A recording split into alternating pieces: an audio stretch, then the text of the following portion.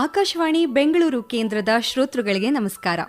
ವಿಜ್ಞಾನದ ಇತಿಹಾಸ ಪುಟಗಳನ್ನ ತಿರುವಿದಾಗ ಅಲ್ಲಿ ಮಹಿಳೆಯರ ಅಳಿಸಲಾಗದ ಹೆಜ್ಜೆ ಗುರುತುಗಳು ಸ್ಪಷ್ಟವಾಗಿ ಕಾಣಿಸುತ್ತೆ.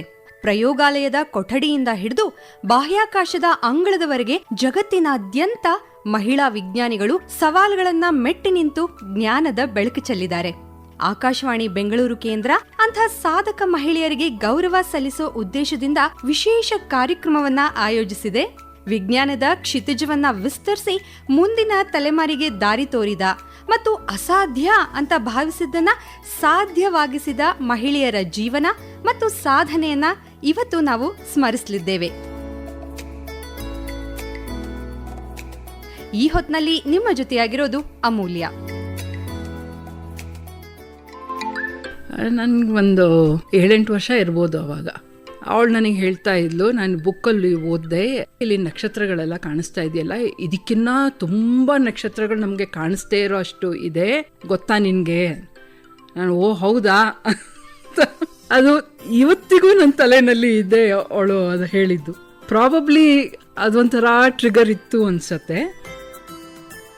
Another important episode is the 1980 solar eclipse. Hubli was in the path of totality. That was a wonderful experience, I tell you. ಮರೆಯೋಕ್ಕಾಗೋದಿಲ್ಲ ಅದು. ಆ ಮೊಮೆಂಟ್ ಆಫ್ ಟೊಟ್ಯಾಲಿಟಿನಲ್ಲಿ ಒಂಥರ ಕಾಮ್ನೆಸ್ ಇತ್ತು. I called up my father immediately. Father ಅವರು no hesitation. Encouragement, ಮನೆಯಲ್ಲಿ encouragement ಇಲ್ಲದೆ ಇದ್ದರೆ ಕಷ್ಟನೇ. ಅದು ಹೆಣ್ಮಕ್ಳಿಗೆ ನೀವು ಹೇಳ್ದಾಗೆ ನನ್ನ ಮನಸ್ಸಿನಲ್ಲಿದ್ದಿದ್ರೆ, ನೀವು ಕೇಳಿದ ಪ್ರಶ್ನೆಗೆ ನಾನು ಉತ್ತರ ಕೊಟ್ಟೆ, ಮನಸ್ಸಿನಲ್ಲಿದ್ದಿದ್ದೀನಿ ಹೇಳಿದೆ. And I hope the people listening to it, ಅವರಿಗೆ ಅದರಿಂದ ಏನಾದರೂ ಸ್ವಲ್ಪ ಮಟ್ಟಿಗೆ ಏನೋ ಇನ್ಫ್ಲೂಯೆನ್ಸ್ ಆಗಿ ಇನ್ಸ್ಪಿರೇಷನ್ ಬಂದು, ಕೇಳಿದ್ದು 100 ಜನದಲ್ಲಿ ಒಂದು ಇಬ್ಬರಾದ್ರೂ ಬೇಸಿಕ್ ಸೈನ್ಸ್, ಅಸ್ಟ್ರಾನಮಿ ಅಂತಾನೆ ಹೇಳಲ್ಲ, ಬೇಸಿಕ್ ಸೈನ್ಸಿಗೆ ಬಂದರೆ I think I would have achieved something today. ನಮ್ಮ ದೇಹದೊಳಗೆ ಪ್ರತಿದಿನ ಒಂದು ಅದ್ಭುತ ಯುದ್ಧ ನಡೀತಾನೆ ಇರುತ್ತೆ. ನಮಗೆ ಕಾಣಿಸದ ಶತ್ರುಗಳ ವಿರುದ್ಧ ನಮ್ಮ ರಕ್ಷಣಾ ವ್ಯವಸ್ಥೆ ನಿರಂತರವಾಗಿ ಹೋರಾಡುತ್ತಲೇ ಇರುತ್ತೆ.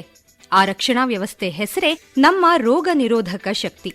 ಆದ್ರೆ ಈ ಶಕ್ತಿ ಕೆಲವೊಮ್ಮೆ ದಾರಿ ತಪ್ಪಿ ನಮ್ಮ ದೇಹನೇ ಆಕ್ರಮಿಸ್ಕೊಳ್ಳುತ್ತೆ. ಯಾಕೆ ಹೀಗಾಗತ್ತೆ?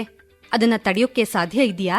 ಈ ಪ್ರಶ್ನೆಗೆ ಉತ್ತರ ಕಂಡುಕೊಂಡ ವಿಜ್ಞಾನಿಗಳಿಗೆ 2025ರಲ್ಲಿ ವೈದ್ಯಶಾಸ್ತ್ರದ ನೊಬೆಲ್ ಪ್ರಶಸ್ತಿನ ನೀಡಲಾಯಿತು.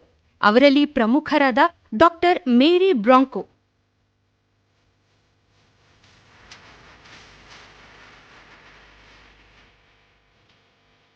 Doctors Brankov, Brimstad and Sakaguchi, you have uncovered a fundamental principle of natural peripheral self-tolerance. On behalf of the Nobel Assembly at the Karolinska Institutet, it's my great privilege to convey to you our warmest congratulations. So the three who is to receive the prize is Dr. Mary Branco, actor at the Institute for Systems Biology in the United States.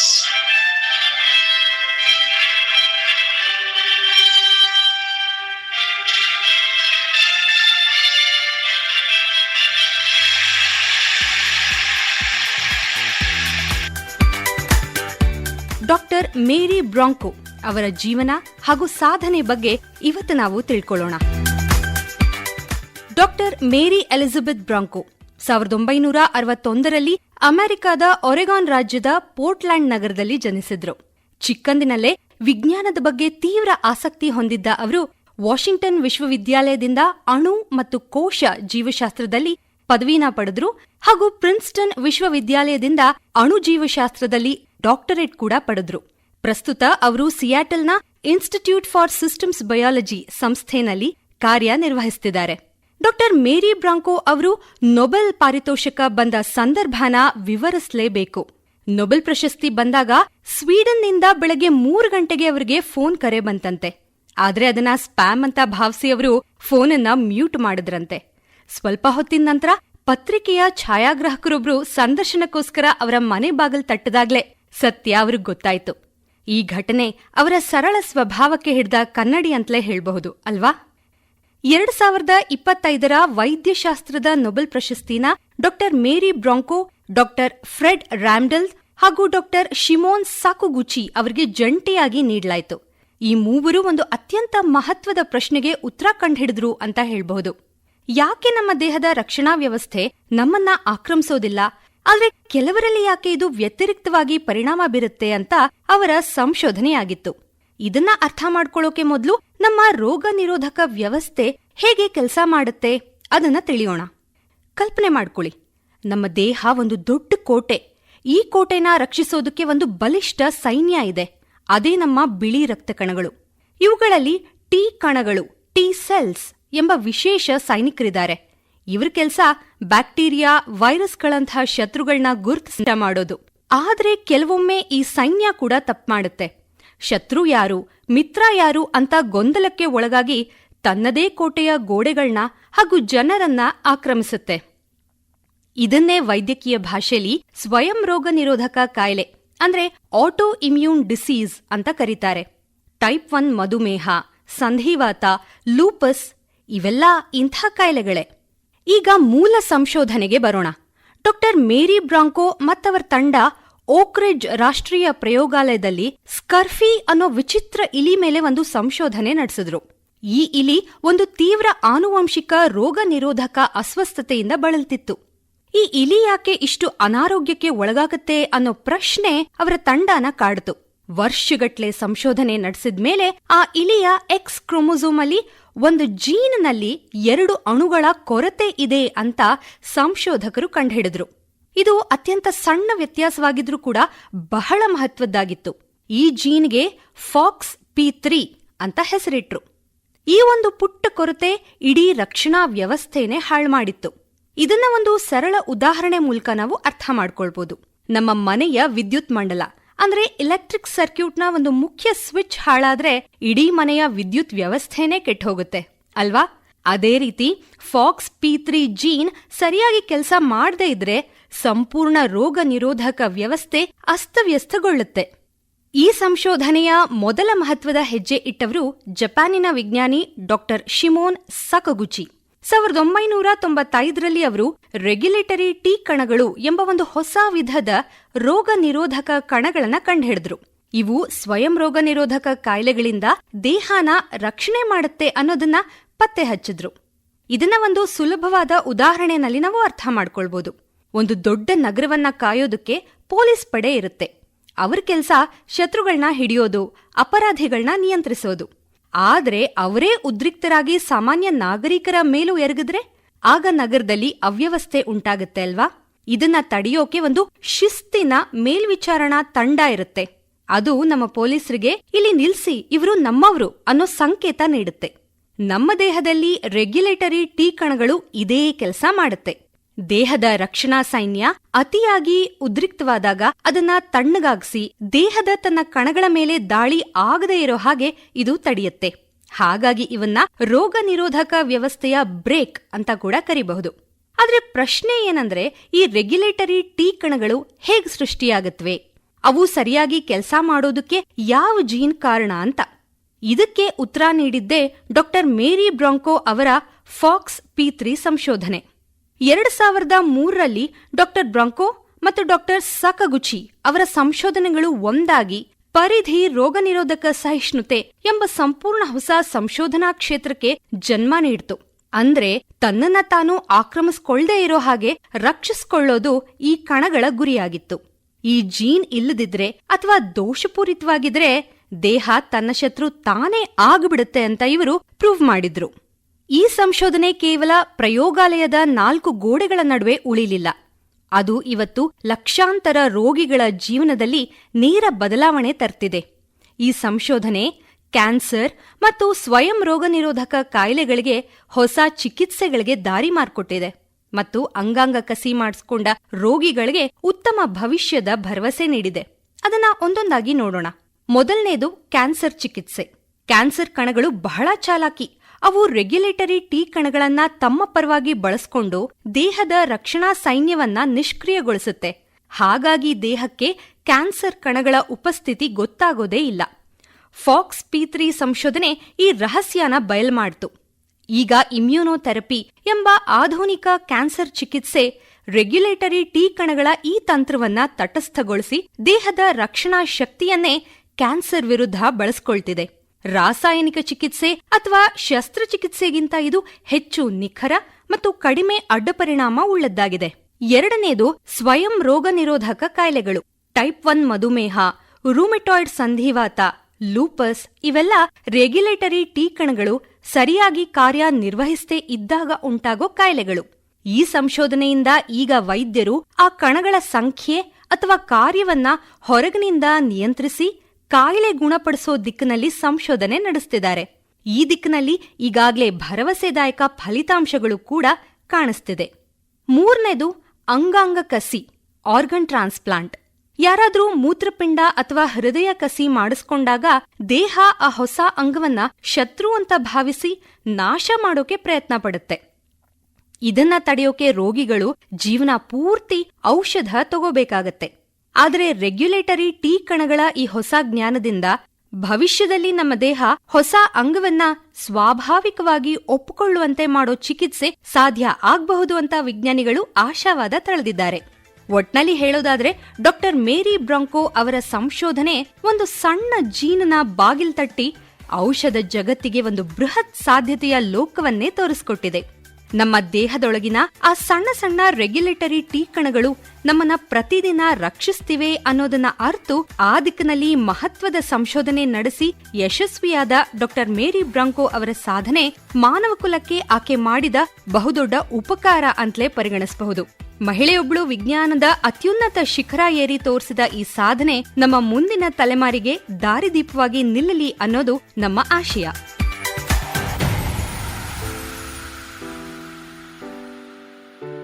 ಬ್ರಹ್ಮಾಂಡದ ವಿಸ್ಮಯಗಳನ್ನ ಅರಿಯೋ ಜಿಜ್ಞಾಸೆ ಮಾನವನಲ್ಲಿ ಅನಾದಿ ಕಾಲದಿಂದಲೂ ಇದೆ. ನಕ್ಷತ್ರಗಳ ಜನನ, ಸೂಪರ್ನೋವಾದ ಮಹಾಸ್ಫೋಟ, ಅಗೋಚರ ಶಕ್ತಿಗಳ ನಿಗೂಢ ಲೋಕ ಇವೆಲ್ಲವೂ ವಿಜ್ಞಾನಿಗಳ ಅನ್ವೇಷಣೆಯ ವಿಷಯಗಳು. ಆ ನಿಟ್ಟಿನಲ್ಲಿ ಇಂದು ವಿಶೇಷ ಕಾರ್ಯಕ್ರಮದ ಗೌರವಾನ್ವಿತ ಅತಿಥಿಯಾಗಿ ನಮ್ಮ ಜೊತೆ ಯಾರಿದ್ದಾರೆ ಗೊತ್ತಾ? ಭಾರತೀಯ ಖಗೋಳ ಭೌತ ವಿಜ್ಞಾನ ಸಂಸ್ಥೆ Indian institute of astrophysics Bengaluru ಇಲ್ಲಿನ ನಿವೃತ್ತ ಹಿರಿಯ ಪ್ರಾಧ್ಯಾಪಕರು, ಮಾಜಿ ಮುಖ್ಯಸ್ಥರು, 2019ರಿಂದ 2022ನೇ ಇಸ್ವಿವರೆಗೂ ಭಾರತೀಯ ಖಗೋಳಶಾಸ್ತ್ರ ಸಂಘದ ಪ್ರಥಮ ಮಹಿಳಾ ಅಧ್ಯಕ್ಷರಾಗಿದ್ದ ನಾಡಿನ ಹೆಮ್ಮೆಯ ಖಗೋಳಶಾಸ್ತ್ರಜ್ಞರು ಡಾಕ್ಟರ್ ಜಿ.ಸಿ. ಅನುಪಮಾ ಅವರು ಇವತ್ತು ನಮ್ಮ ಜೊತೆ ಇದ್ದಾರೆ. ಮೇಡಮ್, ನಿಮಗೆ ಹೃತ್ಪೂರ್ವಕ ಸ್ವಾಗತ. ನಮಸ್ಕಾರ. ನೀವು ನನ್ನ ಇಲ್ಲಿ ಕರೆದಿದ್ದಕ್ಕೆ ನಾನು ನಿಮಗೆ ಧನ್ಯವಾದ ಹೇಳಬೇಕಾಗಿದೆ. ಇವತ್ತಿನ ದಿನ ನೀವು ನಮ್ಮ ಜೊತೆಯಾಗಿರೋದು ನಮ್ಮ ಸೌಭಾಗ್ಯ ಅಂತ ಭಾವಿಸ್ತೀವಿ ಮೇಡಮ್. ಸೂಪರ್ನೋವಾ ಮತ್ತು ಟ್ರಾನ್ಸಿಯೆಂಟ್ ಆಬ್ಜೆಕ್ಟ್ಸ್ ಗಳ ಸಂಶೋಧನೆಯಲ್ಲಿ ಅಂತಾರಾಷ್ಟ್ರೀಯ ಮನ್ನಣೆ ಪಡೆದಿರೋ ತಾವು ಲಡಾಖ್ನ ಹಿಮಾಲಯನ್ ಚಂದ್ರ ದೂರದರ್ಶಕ ಸ್ಥಾಪನೆ ಹಾಗೂ TMT 30 ಮೀಟರ್ ಟೆಲಿಸ್ಕೋಪ್ನಂತಹ ಜಾಗತಿಕ ಯೋಜನೆಗಳಲ್ಲಿ ಮಹತ್ವದ ಪಾತ್ರವನ್ನ ವಹಿಸಿದ್ದೀರಿ. ಇದು ನಮ್ಮ ನಾಡಿನ ಅತ್ಯಂತ ಹೆಮ್ಮೆಯ ವಿಷಯ ಅಂತ ಹೇಳಬಹುದು. ಈ ಎಲ್ಲ ಹೆಮ್ಮೆಯ ವಿಷಯಕ್ಕೆ ಮತ್ತೊಂದು ಗರಿ ಅನ್ನೋ ಹಾಗೆ ಸರ್ CV ರಾಮನ್ ಯುವ ವಿಜ್ಞಾನಿ ಪ್ರಶಸ್ತಿ ಕೂಡ, ಆ ಗೌರವಕ್ಕೆ ಕೂಡ ನೀವು ಭಾಜನರಾಗಿದ್ದೀರಿ. ನಮ್ಮೆಲ್ಲರನ್ನ ಹೆಮ್ಮೆಗೊಳಿಸಿದ್ದೀರಿ. ಧನ್ಯವಾದಗಳು. ಧನ್ಯವಾದ. ನಿಮ್ಮ ಎಕ್ಸ್ಪರ್ಟೀಸ್ ಅಂತ ಬಂದಾಗ ಸೂಪರ್ನೋವಾ ಹಾಗೇನೆ ಟ್ರಾನ್ಸಿಯೆಂಟ್ ಆಬ್ಜೆಕ್ಟ್ ಬಗ್ಗೆ ಹೆಚ್ಚು ಕೆಲಸ ಮಾಡಿದ್ದೀರಿ. ಸಾಮಾನ್ಯ ಮನುಷ್ಯನ್ಗೆ ಈ ಕಾನ್ಸೆಪ್ಟ್ ಅನ್ನ ಅರ್ಥ ಮಾಡಿಸ್ಬೇಕು ಅಂತ ಅಂದ್ರೆ ದಯವಿಟ್ಟು ನಮ್ಗೆ ಸರಳವಾಗಿ ವಿವರಿಸ್ತೀರಾ? ಏನು ಸೂಪರ್ನೋವಾ ಪ್ರಕ್ರಿಯೆ, ಹೇಗಾಗುತ್ತೆ, ಏನು? ಸೂಪರ್ನೋವಾ ಅಂದ್ರೆ ನಾವು ಮನುಷ್ಯರು ಹುಟ್ಟಿ ಬೆಳೆದು ಸಾಯ್ತೀವಿ. ಅದೇ ಥರ ನಕ್ಷತ್ರಗಳನ್ನು ಹುಟ್ಟಿ ಬೆಳೆದು ಸಾಯತ್ತೆ. ಅದು ಸಾಯತ್ತೆ ಅಂದರೆ it can either have a quiet death. ಅಂದರೆ ಏನಾಗುತ್ತೆ, ಈಗ ಸ್ಟಾರ್ನಲ್ಲಿ ಒಂದು ನಕ್ಷತ್ರದಲ್ಲಿ ಏನಾಗ್ತಿದೆ, ಎನರ್ಜಿ ಪ್ರೊಡ್ಯೂಸ್ ಆಗ್ತಾ ಇದೆ. ಹಾಗೆ ಅದರಲ್ಲಿ ನ್ಯೂಕ್ಲಿಯೋಸಿಂಥಸಿಸ್, ಫ್ಯೂಷನ್ ರಿಯಾಕ್ಷನ್ ಅಂತಾರಲ್ಲ, ಅದಾಗ್ತಾ ಇದೆ. ಅದರಿಂದ ಎನರ್ಜಿ ಬರುತ್ತೆ. ಅದು ಆಚೆ ಬಂದಾಗ ನಮಗೆ ಲೈಟ್ ಆಗಿ ಅದು ಸ್ಟಾರ್ ಕಾಣಿಸುತ್ತೆ. ಅದು ಹುಟ್ಟಿ ಅದು ಬೆಳೆದು ಮುಂದಕ್ಕೆ ಹೋದಾಗ ಈ ನ್ಯೂಕ್ಲಿಯೋಸಿಂಥಸಿಸ್ ಆಗ್ತಾ ಇರುತ್ತೆ. ಒಂದು ಹೈಡ್ರೋಜನ್ ಎಲಿಮೆಂಟ್ ಇಂದ ಹೀಲಿಯಂ ಫಾರ್ಮ್ ಆಗುತ್ತೆ, ಅದರಿಂದ ನೆಕ್ಸ್ಟ್ ಎಲಿಮೆಂಟ್ ಫಾರ್ಮ್, ಆ ಥರ ಆಗ್ತಾ ಹೋಗ್ತಾ ಇರುತ್ತೆ. ಈಗ ಅದು ಹುಟ್ಟಿದಾಗ ಎಷ್ಟು ಮ್ಯಾಟರ್ ಇಟ್ಕೊಂಡು ಹುಟ್ಟು ಅಂದರೆ ಮಾಸ್, ಅದ್ರ ಮೇಲೆ ಅದು ಹೇಗೆ ಫೈನಲಿ ಅದ್ರದ್ದು ಎಂಡ್ ಆಗತ್ತೆ ಅದು ಡಿಪೆಂಡ್ ಆಗತ್ತೆ. ಅದು ಹುಟ್ಟಿದಾಗ ಎಷ್ಟು ಮಾಸ್ ಇತ್ತು ಅಂತ. ಈಗ ನಮ್ಮ ಸೂರ್ಯ ಇದೆ ಅಲ್ಲ, ಇದು ಮುಂದೆ ರೆಡ್ ಜಾಯಿಂಟ್ ಫೇಸ್ ಅಂತ ಆಗತ್ತೆ. ಅಂದರೆ ಸ್ವಲ್ಪ ಕೂಲಾಗಿ ದೊಡ್ಡದಾಗತ್ತೆ. ಅದು ಎಷ್ಟು ದೊಡ್ಡದಾಗತ್ತೆ ಅಂದರೆ ಆ ಟೈಮ್ನಲ್ಲಿ ನಾವೆಲ್ಲ ಅದ್ರ ಒಳಗೆ ಹೊಟ್ಟೋಗಿರ್ತೀವಿ. ಪ್ಲಾನೆಟ್ಸ್ ಎಲ್ಲ ಹೆಚ್ಚು ಕಡಿಮೆ ಅದ್ರ ಒಳಗೆ ಹೊಟ್ಟೋಗಿರತ್ತೆ, ಅಷ್ಟು ದೊಡ್ಡದಾಗತ್ತೆ. ಅದಾದಮೇಲೆ ಹೊರಗಡೆ ಇರೋ ಲೇಯರ್ಸ್ ಮೆಟೀರಿಯಲ್ ಇರೋದನ್ನೆಲ್ಲ ಅದೆಲ್ಲ ಕೋರಿಂದ ಸೆಪರೇಟ್ ಔಟ್ ಆಗೋಗುತ್ತೆ. ಕೋರ್ ಮಾತ್ರ ಇರುತ್ತೆ. ಅದು ಇವೆಂಚುಲಿ ಕೂಲ್ ಆಗಿಬಿಟ್ಟು it becomes a white dwarf and cool ಆಗ್ತಾ ಹೋಗಿ it has a quiet death. ಆದರೆ ನಮ್ಮ ಸೂರ್ಯಂಗಿನ್ನ ಜಾಸ್ತಿ ಮೆಟೀರಿಯಲಿಂದ ಫಾರ್ಮ್ ಆಗೋದು ಮೋರ್ ಮ್ಯಾಸಿವ್ ಸ್ಟಾರ್ಸ್ ಇರುತ್ತೆ, ಹೆಚ್ಚು ಕಡಿಮೆ 10ರಷ್ಟು ಜಾಸ್ತಿ ಅಥವಾ 20ರಷ್ಟು 25ರಷ್ಟು 100ರಷ್ಟು ಜಾಸ್ತಿ. ಆ ಥರ ಹುಟ್ಟ ನಕ್ಷತ್ರಗಳು they have an explosive end. ಇದು ನಮ್ಮ ಸೂರ್ಯ ಒಂಥರ ಕ್ವೈಟ್ ಆಗಿ ನಾನು ಹೋದೆ ಅಂತ ಹೊಟ್ಟೋಗತ್ತೆ. ಇವೆಲ್ಲ ಹಾಗೆ ಹೋಗಲ್ಲ. ನಾನಿದ್ದೆ, ನಾನು ಹೋದಾಗ್ಲೂ ನನ್ನನ್ನು ನೀವು ನೋಡಬೇಕು ಅಂತ ಆ ಥರ ಎಕ್ಸ್ಪ್ಲೋಸಿವ್ ಎಂಡ್ ಆಗುತ್ತೆ. It's actually an explosion. ಅದಕ್ಕೆ ಅದನ್ನು ಸೂಪರ್ನೋವಾ ಎಕ್ಸ್ಪ್ಲೋಷನ್ ಅಂತಾನೆ ಹೇಳೋದು. So that is the end state of a massive star. That is one kind of a supernova. ಇನ್ನೊಂದು ಟೈಪ್ ಸೂಪರ್ನೋವಾದಲ್ಲೇ which goes through an explosion. ಅದು ಹೇಗೆ ಅಂದರೆ, ಈಗ ನಾನು ಹೇಳಿದ್ನಲ್ಲ ನಮ್ಮ ಸೂರ್ಯ ಅಂತ ಅದು ವೈಟ್ ಡ್ವಾರ್ಫ್ ಆಗ್ಬಿಡತ್ತೆ ಅಂತ. ಈ white dwarf is a very dense star. Physics ಪ್ರಕಾರ ಆ ಡೆನ್ಸಿಟಿಗೆ the way the electrons are packed and all that material is packed. Subrahmanyan Chandrasekhar ಅವರು ತೋರಿಸ್ಕೊಟ್ರು ಇದನ್ನ. ಈ ಥರ white dwarf can not be more massive than 1.4 times the sun. ಅದಕ್ಕಿಂತ ಜಾಸ್ತಿ ಮೆಟೀರಿಯಲ್ ಸೇರ್ಕೊಂಡು ವೈಟ್ ಡ್ವಾರ್ಫ್ ಕನ್ಸಿಸ್ಟೆನ್ಸಿಗೆ ಆ ಥರ ಬಂದರೆ it will not be in a stable configuration. Okay, stability ಹೊಟ್ಟೋಗುತ್ತೆ. ಸೊ ಈ ಸ್ಟೆಬಿಲಿಟಿ ಹೊಟ್ಟೋದಾಗ ಏನಾಗ್ಬೋದು, ಆ ವೈಟ್ ಡ್ವಾರ್ಫ್ಗೆ ಒಂದು ಅದೊಂಥರ ಕೊಲ್ಯಾಪ್ಸ್ ಆಗಿಬಿಡತ್ತೆ. ಕೊಲ್ಯಾಪ್ಸ್ ಆದಾಗ ಇನ್ನೂ ಡೆನ್ಸ್ ಆಗಿಬಿಡತ್ತೆ. Okay, then it will form what is called a neutron star.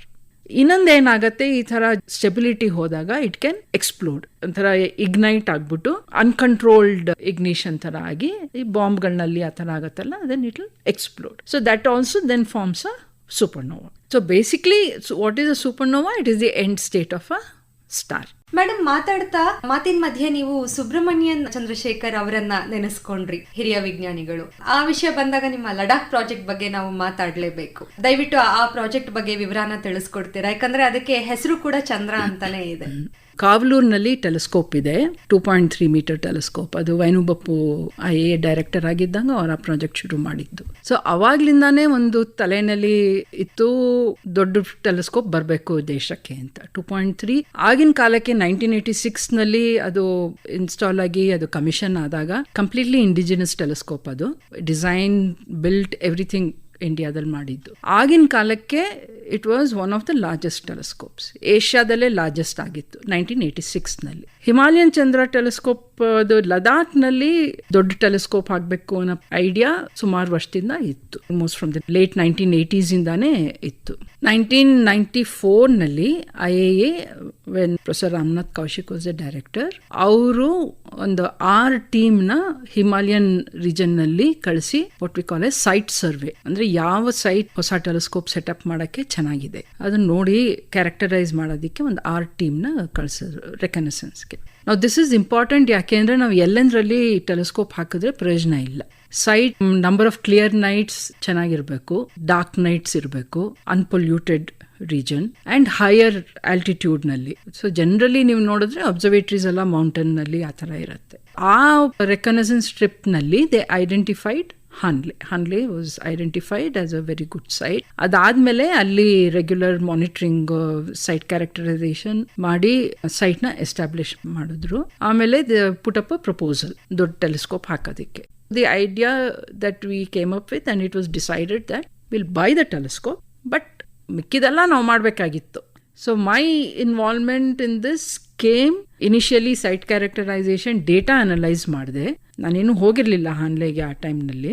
ಮತ್ತೆ ಟೆಲಿಸ್ಕೋಪ್ ಬರೋ ಟೈಮ್ನಲ್ಲಿ ಅದು ಏನೇನು ಇನ್ಸ್ಟ್ರೂಮೆಂಟ್ಸ್ ಬೇಕಾಗತ್ತೆ, ಯಾವ ಥರ instruments to analyse the light collect ಮಾಡೋಕ್ಕೆ, ಆಮೇಲೆ ಇದಕ್ಕೆ. So I was a part of that instrument team. And ಅದಾದಮೇಲೆ ಟೆಲಿಸ್ಕೋಪ್ ಬಂದಮೇಲೆ ಅದು ಸೈನ್ಸ್ ವೆರಿಫಿಕೇಷನ್ ಮಾಡಬೇಕು. ಅದು ಇನ್ಸ್ಟಾಲ್ ಮಾಡಿದ್ಮೇಲೆ ಟೆಸ್ಟ್ಸ್ ಮಾಡಬೇಕು. ಕಮಿಷನ್ ಮಾಡಬೇಕಾದ್ರೆ ಟೆಸ್ಟಿಂಗು ಅದೆಲ್ಲ ಟೆಸ್ಟ್ ಮಾಡಬೇಕಾದ್ರೆ ಯಾವ ಥರ ಅಬ್ಸರ್ವೇಷನ್ಸ್ ಮಾಡಿ ನಾವು ಟೆಸ್ಟ್ ಮಾಡಬೇಕು. ಈಗ ನಾವು ಟೆಲಿಸ್ಕೋಪ್ ಅದು ಮೂವ್ ಆಗಬೇಕು. ನಾವೊಂದು ನಕ್ಷತ್ರನ ನೋಡ್ತಾ ಇದ್ರೆ, ಎನಿ ಆಬ್ಜೆಕ್ಟ್ ನಾವು ನೋಡ್ತಾ ಇದ್ರೆ ಅದನ್ನು ಟ್ರ್ಯಾಕ್ ಮಾಡಬೇಕು. ಟ್ರ್ಯಾಕಿಂಗ್ ಅಂದರೆ ಏನು? ವಿ ನೋ ದ್ಯಾಟ್ ಎಲ್ಲನೂ ರೈಸ್ ಆಗತ್ತೆ, ಸೆಟ್ ಆಗತ್ತೆ. It is moving across the sky. So ನಾವು ಒಂದು ನಕ್ಷತ್ರನ ಸ್ಟಡಿ ಮಾಡಬೇಕಾದ್ರೆ ನಾವು ಅದನ್ನೇ ಒಂದು ಅರ್ಧ ಗಂಟೆ ನೋಡ್ತೀವಿ. ಅದು ಆ ಅರ್ಧ ಗಂಟೆನಲ್ಲಿ ಮೂವ್ ಆಗಿಬಿಟ್ಟಿರತ್ತಲ್ಲ, ಒಂದು ಕಡೆಯಿಂದ ಒಂದು ಕಡೆಗೆ ಹೊಟ್ಟೋಗಿರುತ್ತೆ. ಸೊ ಟೆಲಿಸ್ಕೋಪ್ ಅದನ್ನು ಟ್ರ್ಯಾಕ್ ಮಾಡಬೇಕು, ಅದನ್ನೇ ನೋಡ್ತಾ ಇರಬೇಕು. ಸೊ ಅದು ಯಾವ ಆ್ಯಕ್ಯುರೇಸಿನಲ್ಲಿ ಟ್ರ್ಯಾಕ್ ಮಾಡುತ್ತೆ. ಸೊ ನಮ್ದು ಒಂದಿಷ್ಟು ಸ್ಪೆಸಿಫಿಕೇಷನ್ಸ್ ಇರುತ್ತೆ. ಆ ಸ್ಪೆಸಿಫಿಕೇಷನ್ ಅದು ಮೀಟ್ ಆಗ್ತಿದೆಯಾ ಇಲ್ವಾ, ಸೊ ಇದಕ್ಕೆಲ್ಲ ನಾವು ಟೆಸ್ಟ್ ಮಾಡಬೇಕು. ಸೊ ಈ ಥರ ಕಮಿಷನಿಂಗ್ ಆ್ಯಂಡ್ ವೆರಿಫಿಕೇಷನ್ ಟೆಸ್ಟ್ ಟೀಮ್ನ ನಾನು ಅವಾಗ ಲೀಡ್ ಮಾಡಿದೆ. So this was my involvement with this Himalayan Chandra telescope initially. ಮತ್ತು ಇನ್ಸ್ಟ್ರೂಮೆಂಟ್ಸ್ ಬಂದಾಗ ಇನ್ಸ್ಟ್ರೂಮೆಂಟ್ ಇನ್ಸ್ಟಾಲೇಷನ್ ಆ್ಯಂಡ್ ವೆರಿಫಿಕೇಷನ್ ಅದರಲ್ಲೆಲ್ಲ ಇನ್ವಾಲ್ವ್ಮೆಂಟ್ ಆಯಿತು. ಸೊ 1996ಇಂದ ನಮ್ಮ ಇನ್ಸ್ಟಿಟ್ಯೂಟ್ದು ಕಂಟಿನ್ಯೂಸ್ ಪ್ರೆಸೆನ್ಸ್ ಇದೆ ಹಾನ್ಲೆದಲ್ಲಿ. I started going from 2001. For the next 20 years I was going almost every year. Because ಆಮೇಲೆ I got involved with the daily operations, ಅದರದ್ದು ಮೇಂಟೆನೆನ್ಸ್ನಲ್ಲಿ ಅದರಲ್ಲಿ ಎಲ್ಲ I was completely involved with that observatory as a whole. And 2015ಇಂದ ಅದರ incharge ಆಗಿದ್ದೆ ನಾನು, incharge of that observatory. ಬಹಳ ಖುಷಿ ಆಯ್ತು ಈ ವಿಷಯ ಕೇಳಿ. 2001ನೇ ಇಸ್ವಿಯಿಂದ ವೈಯಕ್ತಿಕ ಜೀವನದಲ್ಲಿ ಕೂಡ ಒಂದು ಮೈಲಿಗಲ್ಲು ಕೊಟ್ಟಂತಹ ಇಸ್ವಿ. ಸರ್ ಸಿ ವಿ ರಾಮನ್ ಯುವ ವಿಜ್ಞಾನಿ ಪ್ರಶಸ್ತಿಗೆ ಭಾಜನರಾದ್ರಿ ನೀವು. ಆ ಕ್ಷಣ ಹೇಗಿತ್ತು? ಐ ಆಮ್ ಶ್ಯೂರ್ ಅದು ವರ್ಣಿಸೋಕೆ ಸಾಧ್ಯವೇ ಇಲ್ಲ ಅದು. ಆದ್ರೆ ಇದನ್ನ ಪಡ್ಕೊಂಡಂತಹ ಕೆಲವೇ ಮಹಿಳಾ ವಿಜ್ಞಾನಿಗಳ ಪೈಕಿ ನೀವು ಒಬ್ರು. ಮಹಿಳೆ ಅಂತ ನಾನಿಲ್ಲಿ ಮತ್ತೆ ಬಳಸ್ತಾ ಇದ್ದೀನಿ, ನಿಮ್ಮ ಕ್ಷೇತ್ರದಲ್ಲಿ ಅದು ಸ್ವಲ್ಪ ಕ್ಲಿಷೆ ಅಂತ ಅನ್ನಿಸ್ಬೋದು. ಆದ್ರೆ ಈ ಎಲ್ಲಾ ಮಾತುಕತೆ ಬಹುಶಃ ನಮ್ಮ Tier 2, Tier 3 ಸಿಟೀಸ್ ಅಲ್ಲಿರುವಂತಹ ಹೆಣ್ಮಕ್ಳಿಗೆ ಒಂದಷ್ಟು ಸ್ಫೂರ್ತಿ ತುಂಬತ್ತೆ. ಸೊ ಆ ಕ್ಷಣ ಹೇಗಿತ್ತು? ಮತ್ತೆ ನಿಮ್ಮ ಕ್ಯುಮುಲೇಟಿವ್ ಕೆಲಸಗಳಿಗೆ, ಅಲ್ಲಿವರೆಗೂ ನೀವು ಮಾಡ್ಕೊಂಡು ಬಂದಿದ್ದಂತಹ ಕೆಲಸಗಳಿಗೆ ಸಿಕ್ಕಂತಹ ಒಂದು ಅತ್ಯುನ್ನತ ಗರಿ ಹೇಗನ್ನಿಸ್ತು? ಆಕ್ಚುಲಿ ನನಗೆ ಸಿಗತ್ತೆ ಅನ್ನೋದು ಎಕ್ಸ್ಪೆಕ್ಟ್ ಮಾಡಿರ್ಲಿಲ್ಲ. ಫೋನ್ ಕಾಲ್ ಬಂದು ಕಂಗ್ರ್ಯಾಚುಲೇಷನ್ಸ್ ಅಂತ ಹೇಳಿದಾಗ ಐ ಡಿಂಟ್ ಬಿಲೀವ್ ಇಟ್. ಮೊದಲು ತುಂಬಾ ಸಂತೋಷ ಆಯ್ತು. 2 ಮೀಟರ್ ಟೆಲಿಸ್ಕೋಪ್ ಬಗ್ಗೆ ಮಾತಾಡ್ತಾ ಇದ್ವಿ, ಹ್ಯಾನ್ಲೆ ಅಲ್ಲಿ ಸೆಟಪ್ ಮಾಡಿದಂಥದ್ದು. ಅಲ್ಲಿಂದ ಒಂದು ಲೀಪ್ ಬರುತ್ತೆ, TMT 30 ಮೀಟರ್ ಟೆಲಿಸ್ಕೋಪ್. ನಾವು ಊಹೆ ಕೂಡ ಮಾಡ್ಕೊಳ್ಳೋದಕ್ಕೆ ಅಸಾಧ್ಯ ಅನ್ಸೋವಂಥದ್ದು. ಅದರ ಕಾಂಪ್ಲೆಕ್ಸಿಟಿಯಿಂದ ಹಿಡಿದು ಎಲ್ಲವೂ. ಟೆಕ್ನಿಕಲ್ ಪಾರ್ಟ್ ಒಂದ್ ಕಡೆ ಆದ್ರೆ, ಇನ್ನೊಂದು ಜಗತ್ತಿನಾದ್ಯಂತ ಒಂದಷ್ಟು ರಾಷ್ಟ್ರಗಳು ಸೇರಿ ಒಗ್ಗೂಡಿ ಮಾಡಿದಂತ ಪ್ರಾಜೆಕ್ಟ್ ಇದು. ಸೊ ಜಾಗತಿಕ ಮಟ್ಟದಲ್ಲಿ ಭಾರತಕ್ಕೆ ಕೂಡ ಒಂದು ಸಿಗ್ನಿಫಿಕೆಂಟ್ ಸ್ಥಾನಮಾನ ಸಿಕ್ಕಂತ ಪ್ರಾಜೆಕ್ಟ್. ಅದರಲ್ಲಿ ನೀವು ಮತ್ತೆ ನಿಮ್ಮ ತಂಡ ಭಾಗಿಯಾಗಿದ್ದು ನಮ್ಮ ಹೆಮ್ಮೆ ಅಂತ ಹೇಳ್ಬಹುದು. ನಾವದಕ್ಕೆ ತಯಾರಾಗಿದ್ವಾ, ಸಿದ್ಧವಾಗಿದ್ವಾ, ಅಥವಾ ಹೇಗೆಲ್ಲ ಸಿದ್ಧತೆನ ಮಾಡ್ಕೊಂಡಿದ್ವಿ? ಆ ಹೊತ್ತಿನಲ್ಲಿ ನಮ್ಮ ಖಗೋಳ ವಿಜ್ಞಾನ ಕ್ಷೇತ್ರ ಹೇಗಿತ್ತು ಭಾರತದಲ್ಲಿ ಪರಿಸ್ಥಿತಿ? ನೀವೆಲ್ಲ ಅದನ್ನ ಹೇಗೆ ಹ್ಯಾಂಡಲ್ ಮಾಡಿದ್ರಿ? 30 metre is not a small thing. What you saying is correct. ಅದು ಬಂದಿದ್ದು ಒಂಥರ ಇಟ್ ವಾಸ್ ಸೆರೆಂಡಿಪಿಟಸ್ ಅಂತಾನೆ ಒಂಥರ ಹೇಳಬೇಕು. ಒಂದೇನು ಅಂದ್ರೆ, astrophysics as science and as scientist India has done very well. ನಾವು ಮಾಡೆಸ್ಟ್ ಫೆಸಿಲಿಟೀಸ್ ಇದ್ರೂ ಕಾಂಟ್ರಿಬ್ಯೂಷನ್ ಗ್ಲೋಬಲಿ ಒಂಥರ ಕ್ವೈಟ್ ಸಿಗ್ನಿಫಿಕೆಂಟ್. ಅಂಡ್ ಆಪ್ಟಿಕಲ್ ಅಲ್ಲಿ ಇಲ್ಲದೆ ಇದ್ರೂ ರೇಡಿಯೋ ರೀಜನ್ ನಲ್ಲಿ the giant metre wave telescope Pune ಹತ್ರ ನಾರಾಯಣಗಾಂವ್ ನಲ್ಲಿ ಇದೆಯಲ್ಲ, it's a world class facility. Short in to GMRT ಅಂತ ಹೇಳ್ತೀವಿ. It's a world class facility. So radio regime ನಲ್ಲಿ ನಮ್ದು expertise to build such facilities was already well established. But ನಾವು ಈಗ 2 metre ಬಂತು, ಹಾನ್ಲೆ ಸೈಟ್ ಚೆನ್ನಾಗಿದೆ ಅಂದಮೇಲೆ ಲದಾಖ್ ರೀಜನ್ ನಲ್ಲೇನೆ ಬೇರೆ ಒಳ್ಳೆ ಸೈಟ್ಸ್ ಇದೆಯಾ ಫಾರ್ ಅ ಲಾರ್ಜರ್ ಟೆಲಿಸ್ಕೋಪ್. ಇಂಡಿಯಾದಲ್ಲೇ 10 ಮೀಟರ್ ಟೆಲಿಸ್ಕೋಪ್ ಮಾಡಬೇಕು ಅಂತ ತಿರ್ಗಾ ನಮ್ಗೆಲ್ಲ ಒಂಥರ ಉತ್ಸಾಹ ಬಂತು. ಸೊ ಆ ಟೈಮಲ್ಲಿ we were contacted by these projects, international projects. TM 30 metre telescope, ಅದೇ ತರ ಇನ್ನೊಂದು 2 ಇದೆ, ಯುರೋಪಿಯನ್ ಎಕ್ಸ್ಟ್ರೀಮ್ಲಿ ಲಾರ್ಜ್ ಟೆಲಿಸ್ಕೋಪ್, ಮತ್ತೆ US ಅಂಡ್ ಮಿಕ್ಕಿದ್ದು ಒಂದು 4-5 ಕಂಟ್ರೀಸು ಸೇರಿ ಇನ್ನೊಂದು ಜಾಯಿಂಟ್ ಮೆಜೆಲಾನ್ ಟೆಲಿಸ್ಕೋಪ್ ಅಂತ. ಈ 3 ಪ್ರಾಜೆಕ್ಟ್ ಮೋರಲೆಸ್ ಅದೇ ಟೈಮ್ಗೆ ಶುರು ಆಗಿತ್ತು ಇದು. ಸೊ ಈ 3 ಗ್ರೂಪ್ಸನ್ನು ಇಂಡಿಯಾನ ಕಾಂಟ್ಯಾಕ್ಟ್ ಮಾಡಿದ್ರು. ಡಿಫ್ರೆಂಟ್ ಗ್ರೂಪ್ಸ್ ಇನ್ ಇಂಡಿಯಾನ ಕಾಂಟ್ಯಾಕ್ಟ್ ಮಾಡಿ ಈ ಥರ ಪ್ರಾಜೆಕ್ಟ್ ಇದೆ, ವುಡ್ ಇಂಡಿಯಾ ಬಿ ಇಂಟ್ರೆಸ್ಟೆಡ್ ಅಂತ ಕಾಂಟ್ಯಾಕ್ಟ್ ಮಾಡಿದ್ರು. ಅಫ್ಕೋರ್ಸ್ ಸ್ವಲ್ಪ ನಮಗೆ ಹೆಸಿಟೇಷನ್ ಇತ್ತು in the terms of technical capability. ಅಂದ್ರೆ ಏನಾದರೂ ಒಂದು ಕಾಂಪೊನೆಂಟ್ ಮಾಡಿ ಕೊಡಬೇಕು, ಇದು ಮಾಡಬೇಕು ಅಂದ್ರೆ ನಮ್ ಕೈಲಿ ಆಗತ್ತಾ ಅಂತ ಆ ಡೌಟ್ ಇತ್ತು. But scientifically we knew we could contribute.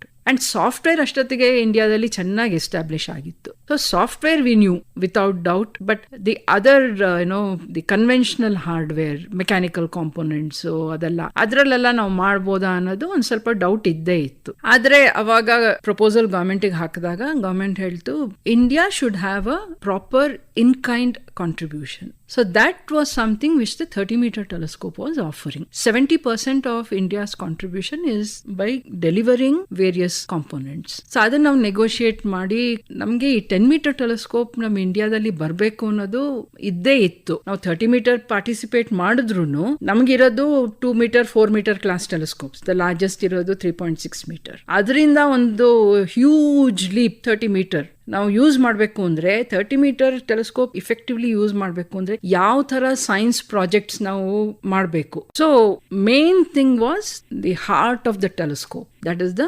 Optics. ಅದಕ್ಕೆ ಏನೇನು ಬೇಕು, ನೀವು 10 ಮೀಟರೋ ಅಥವಾ 30 ಮೀಟರ್ ಡಯಾಮೀಟರ್ದು ಆಪ್ಟಿಕ್ಸ್ ಮಾಡಬೇಕು ಅಂದರೆ ಒಂದು ಸಿಂಗಲ್ ಮಿರರ್ ಆಗೋದಿಲ್ಲ, ಮುರಿದೋಗ್ಬಿಡುತ್ತೆ. ಅದನ್ನು ನೀವು ಮೇಂಟೈನ್ ಮಾಡಿ ಶೇಪಲ್ಲಿ ಮೇಂಟೈನ್ ಮಾಡೋಕ್ಕೂ ತುಂಬ ಕಷ್ಟ. ಅದಕ್ಕೆ ಸೆಗ್ಮೆಂಟ್ ಮಾಡಿರ್ತಾರೆ, ಸೆಗ್ಮೆಂಟೆಡ್ ಮಿರರ್ ಟೆಕ್ನಾಲಜಿ. ಸೊ ಆ ಸೆಗ್ಮೆಂಟೆಡ್ ಮಿರರ್ ಟೆಕ್ನಾಲಜಿ ಏನೇನು ಬೇಕು ಅದಕ್ಕೆಲ್ಲ ನಾವು ಕಾಂಪೊನೆಂಟ್ಸ್ ಮಾಡ್ತೀವಿ ಅಂತ ಹೇಳಿದ್ವಿ. 30 ಮೀಟರ್ ಟೆಲಿಸ್ಕೋಪ್ನಲ್ಲಿ ಹೆಚ್ಚು ಕಡಿಮೆ ಒಂದು 600 ಸೆಗ್ಮೆಂಟ್ಸ್ ಬೇಕಾಗತ್ತೆ. 600 ಸೆಗ್ಮೆಂಟಲ್ಲಿ ನಾವು ಇನಿಷಿಯಲಿ ಒಂದು 80 ಅಂತ ಇವಾಗ ಜಾಸ್ತಿ ಆಗಿದೆ. ಸೊ ಅದಕ್ಕೆ ನಾವು ಆಪ್ಟಿಕ್ಸ್ ಮ್ಯಾನುಫ್ಯಾಕ್ಚರಿಂಗ್ ಲ್ಯಾಬೊರೇಟರಿ ಸೆಟಪ್ ಮಾಡಬೇಕಾಗಿತ್ತು. ಅದನ್ನ ಮಾಡಿದ್ವಿ. ಐದು ಕ್ಯಾಂಪಸ್ ಇದೆ ಹೊಸಕೋಟೆನಲ್ಲಿ, ಕ್ರೆಸ್ಟ್ ಕ್ಯಾಂಪಸ್ ಅಂತ. ಅಲ್ಲಿ it's a state of the art facility there. It is a facility for polishing large optics. ಅದನ್ನ ಸೆಟಪ್ ಮಾಡಿದ್ದೀವಿ. ಅಲ್ಲಿ ನಡೀತಾ ಇದೆ ಕೆಲಸ ಈಗ. ಮತ್ತೆ ಮಿರರ್ ಅಂದ್ರೆ ಗ್ಲಾಸ್ ಸುಮ್ಮನೆ ಹಾಗೆ ಇಡಕ್ಕಾಗಲ್ವಲ್ಲ, ಅದನ್ನ ಏನಾದರೂ ಸಪೋರ್ಟ್ ಬೇಕು. ಸೊ ಆ support it's a very complicated high precision electromechanical component. So ಅದಕ್ಕೆ ವೇರಿಯಸ್ ಇಂಡಸ್ಟ್ರೀಸ್ ಜೊತೆ ಡೈಲಾಗ್ ಆಗಿ ಇದೆಲ್ಲ ಮಾಡಿ ಆ ಸಪೋರ್ಟ್ ಅಸೆಂಬ್ಲಿ ಮಾಡೋದಕ್ಕೆ we identified an industry. L&T ಇವಾಗ ಒಂದಿಷ್ಟು ಮಾಡಿದ್ದಾರೆ. It involved a lot of prototype development and all that. But ಏನಂದರೆ ನಾವು TMT ಪ್ರಾಜೆಕ್ಟ್ ಎಂಟರ್ ಆದಾಗ ಅವ್ರು ಫೇರ್ಲಿ ಅಡ್ವಾನ್ಸ್ ಆಗಿದ್ರು. ಬಟ್ ನಾವಿಲ್ಲಿ ಪ್ರೋಟೋಟೈಪ್ ಮಾಡಿದ್ಮೇಲೆ ನಮ್ದು ಫೀಡ್ಬ್ಯಾಕ್ ಕೊಟ್ಟು ನಮಗೂ ಐಡಿಯಾ ಬಂತು, ಓಕೆ ಈ ಥರ ಡಿಸೈನ್ ಮಾಡಬೇಕು, ಹೀಗೆ ಮಾಡಬೇಕು ಅಂತಲ್ಲ. So today we are confident of making our own 10 metre class telescope. ಇಷ್ಟೊತ್ತು ನಿಮ್ ಜೊತೆ ಮಾತಾಡಿದ್ದು ನಮ್ಗೆ ಬಹಳ ಖುಷಿ ಕೊಡ್ತು ಮೇಡಮ್. ನನಗೂ ತುಂಬಾ ಖುಷಿ ಆಯ್ತು.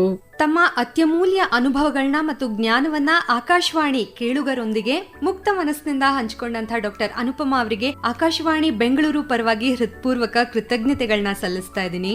ವಿಜ್ಞಾನ ಕೇವಲ ಪ್ರಯೋಗಾಲಯದಲ್ಲಿ ಮಾತ್ರ ಅಲ್ಲ, ಪ್ರತಿ ಕುತೂಹಲಿ ಮನಸ್ಸಿನಲ್ಲಿ ಜೀವಂತವಾಗಿರತ್ತೆ ಅನ್ನೋ ಸಂದೇಶನ ಇವತ್ತಿನ ಕಾರ್ಯಕ್ರಮ ನೀಡಿದೆ ಅಂತ ನಾವು ಭಾವಿಸ್ತೀವಿ. ಇವತ್ತಿನ ತಲೆಮಾರಿಗೆ ಅವು ಜೀವಂತ ಸ್ಫೂರ್ತಿಯ ಚಿಲುಮೆಗಳಾಗ್ಲಿ ಅಂತ ಕೇಳ್ಕೊಳ್ತೀನಿ. ವಿಜ್ಞಾನದ ಬಾಗಿಲು ವಿಶಾಲವಾಗಿ ನಮಗೋಸ್ಕರ ಸದಾ ತೆರೆದಿದೆ. ಮಹಿಳೆಯರೇ, ದಿಟ್ಟತನದಿಂದ ಹೆಜ್ಜೆ ಮುಂದಿಡ್ಬೇಕಾಗಿರೋದು ನಾವು. ನನ್ಗೊಂದು 7-8 ವರ್ಷ ಇರ್ಬೋದು ಅವಾಗ. ಅವಳು ನನಗೆ ಹೇಳ್ತಾ ಇದ್ಲು, ನಾನು ಬುಕ್ಕಲ್ಲಿ ಓದಿದೆ, ಇಲ್ಲಿ ನಕ್ಷತ್ರಗಳೆಲ್ಲ ಕಾಣಿಸ್ತಾ ಇದೆಯಲ್ಲ, ಇದಕ್ಕಿನ್ನ ತುಂಬ ನಕ್ಷತ್ರಗಳು ನಮಗೆ ಕಾಣಿಸ್ತೇ ಇರೋ ಅಷ್ಟು ಇದೆ, ಗೊತ್ತಾ ನಿನಗೆ? ನಾನು ಓ ಹೌದಾ ಅದು ಇವತ್ತಿಗೂ ನನ್ನ ತಲೆನಲ್ಲಿ ಇದೆ ಅವಳು ಅದು ಹೇಳಿದ್ದು. ಪ್ರಾಬಬ್ಲಿ ಅದೊಂಥರ ಟ್ರಿಗರ್ ಇತ್ತು ಅನ್ಸತ್ತೆ. Another important episode is the 1980 solar eclipse. Hubli was in the path of totality. That was a wonderful experience, I tell you. ಮರೆಯೋಕ್ಕಾಗೋದಿಲ್ಲ ಅದು. ಆ ಮೊಮೆಂಟ್ ಆಫ್ ಟೊಟ್ಯಾಲಿಟಿನಲ್ಲಿ ಒಂಥರ ಕಾಮ್ನೆಸ್ ಇತ್ತು. I called up my father immediately. Father ಅವರು no hesitation. Encouragement, ಮನೆಯಲ್ಲಿ encouragement ಇಲ್ಲದೆ ಇದ್ರೆ ಕಷ್ಟನೇ. ಅದು ಹೆಣ್ಮಕ್ಳಿಗೆ ನೀವು ಹೇಳ್ದಾಗೆ ನನ್ನ ಮನಸ್ಸಿನಲ್ಲಿ ಇದ್ದಿದ್ರೆ, ನೀವು ಕೇಳಿದ ಪ್ರಶ್ನೆಗೆ ನಾನು ಉತ್ತರ ಕೊಟ್ಟೆ, ಮನಸ್ಸಿನಲ್ಲಿ ಇದ್ದಿದ್ದನ್ನು ಹೇಳಿದೆ. And I hope the people listening to it ಅವರಿಗೆ ಅದರಿಂದ ಏನಾದರೂ ಸ್ವಲ್ಪ ಮಟ್ಟಿಗೆ ಏನೋ ಇನ್ಫ್ಲೂಯೆನ್ಸ್ ಆಗಿ ಇನ್ಸ್ಪಿರೇಷನ್ ಬಂದು, ಕೇಳಿದ್ದು 100 ಜನದಲ್ಲಿ ಒಂದು ಇಬ್ಬರಾದ್ರೂ ಬೇಸಿಕ್ ಸೈನ್ಸ್, ಅಸ್ಟ್ರಾನಮಿ ಅಂತಾನೆ ಹೇಳಲ್ಲ, ಬೇಸಿಕ್ ಸೈನ್ಸಿಗೆ ಬಂದರೆ I think I would have achieved something today. ಕಾರ್ಯಕ್ರಮ ನಿರ್ಮಾಣ ರೋಸಲಿಂಡ್ ಮ್ಯಾಥ್ಯೂ. ಆಕಾಶವಾಣಿ ಬೆಂಗಳೂರಿನ ಈ ವಿಶೇಷ ಕಾರ್ಯಕ್ರಮ ಆಲಿಸಿದ ಎಲ್ಲ ಶ್ರೋತೃಗಳಿಗೆ ಧನ್ಯವಾದಗಳು. ನಮಸ್ಕಾರ.